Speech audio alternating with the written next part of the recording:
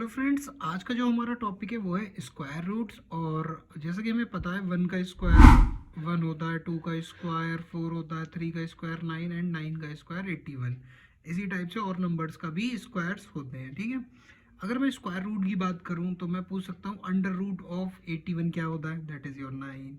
Nine का square root that is three, और four का स्क्वायर रूट दैट इज ये। ठीक है, तो इसी टाइप से हमारे पास ये आज तीन क्वेश्चंस हैं और हम फाइंड आउट करने की कोशिश करते हैं कि इन नंबर्स का क्या स्क्वायर रूट्स आएगा। ठीक है, तो उसके लिए एक बहुत सबसे छोटी सी ट्रिक है।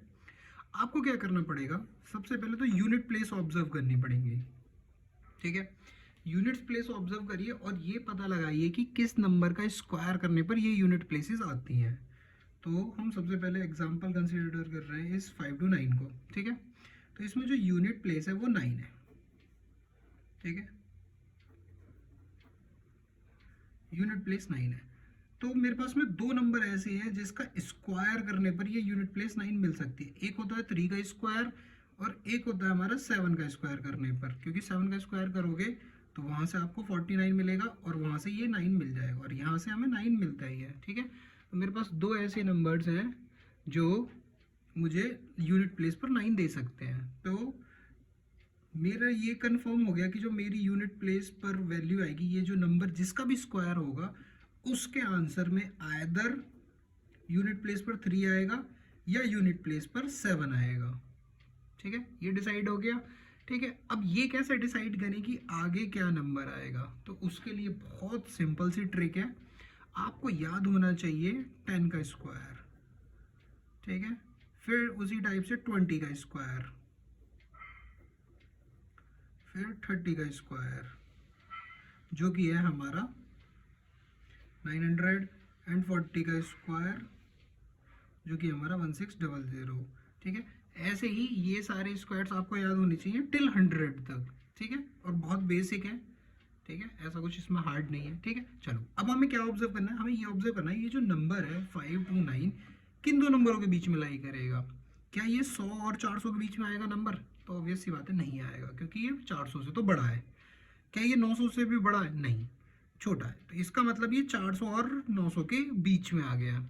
इसका मतलब ये हुआ या तो इसका स्क्वायर रूट 20 से बड़ा है और 30 से छोटा है। ठीक है, तो ये समझ में आ गया हमें कि जो टेंस प्लेस पर नंबर आएगा वो आएगा 2। ठीक है, बट अब ये कैसे डिसाइड करें कि इनमें से हमारा ये करेक्ट है या ये करेक्ट है, 23 करेक्ट है या 27 करेक्ट है। तो उसके लिए बहुत सिंपल सा ये है। अब ये ऑब्जर्व करिए, ये 5 to 9 जो नंबर है वो 400 के ज़्यादा क्लोज है या 900 के, तो आई थिंक 5 to 9 400 के ज़्यादा क्लोज है। और 400 के क्लोज का मतलब 20 स्क्वायर, और 20 स्क्वायर के सबसे ज़्यादा क्लोज कौन है, 23 या 24, दैट इज 23। 27 नहीं होगा इसका आंसर। ठीक है, so square root of 5 to 9 is equal to 23। ठीक है, सिमिलरली अब हम सेकंड क्वेश्चन करते हैं जिसमें 1089 ही निकालना है। अगेन इसकी जो यूनिट प्लेस है वो भी 9 है। तो यूनिट प्लेस 9 है तो इसका मतलब यूनिट प्लेस पर आइदर 3 आएगा या 7 आएगा। वंस प्लेस पर ये आ गया, अब टेंस प्लेस पर क्या आएगा वो हम देखते हैं। ठीक है, फिर से ये जो नंबर है ये 900 से बड़ा है और 1600 से छोटा है। ठीक है, तो इसका मतलब ये फिर से वही, यानी कि ये कंफर्म हो गया, यहाँ पर 3 आएगा। ठीक है, अब इन दोनों में से वही चीज़ कि ये जो 1089 है ये 900 के ज़्यादा पास है या 1600 के, तो फिर से ये 900 के ज़्यादा पास है। तो और 900 के ज़्यादा पास है यानी कि 30 स्क्वायर के पास कौन है, वो है 33 का स्क्वायर। तो यानी ये करेक्ट हो जाएगा और ये गलत हो जाएगा। सो स्क्वायर रूट ऑफ 1089 अब हो जाएगा आपके लिए 33। ठीक है, चलिए अब देखते हैं क्वेश्चन नंबर हमारा 3 जिसमें है 5776। ठीक है, अगर आप इसकी यूनिट प्लेस को ऑब्जर्व करो तो ये 6 है। ठीक है, अब ये सोचना है कि ऐसे कौन से दो नंबर का स्क्वायर करने पर हमें यूनिट प्लेस 6 मिलेगा। तो एक होता है हमारा 4 का स्क्वायर जो कि हमें 16 देता है, तो यूनिट प्लेस से 6 मिल गया।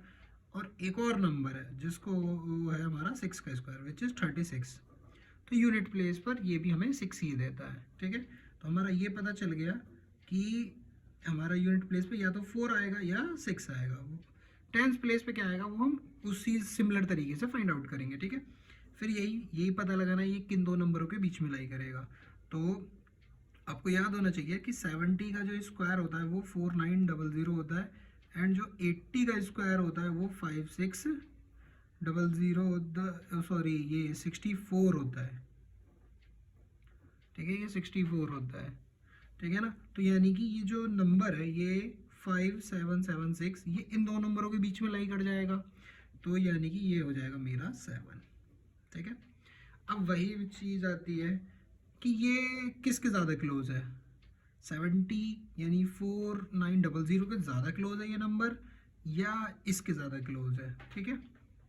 तो अगर आप उस तरीके से नहीं आइडेंटिफाई कर पाते हो कि ये नंबर इनमें से किसके ज़्यादा क्लोज है, और हमें लग भी रहा है कि दोनों में से ही हो सकता है, शायद ये हो या ये हो, उसके लिए आप क्या करिए, एक बार ज़रा जस्ट वेरीफाई के लिए चेक कर लीजिए क्या 74 इंटू 74 यही आता है।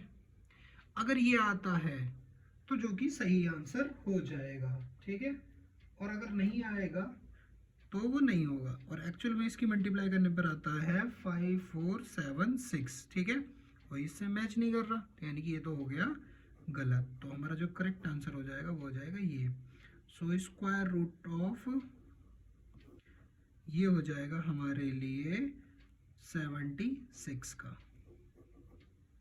ठीक है। तो ये हो गए हमारे यहाँ पर ये 3 आंसर, ठीक है। अब कुछ क्वेश्चंस आप अपने आप ट्राई कीजिए, ठीक है, लाइक फाइंड आउट कीजिए, ठीक है। Thank you.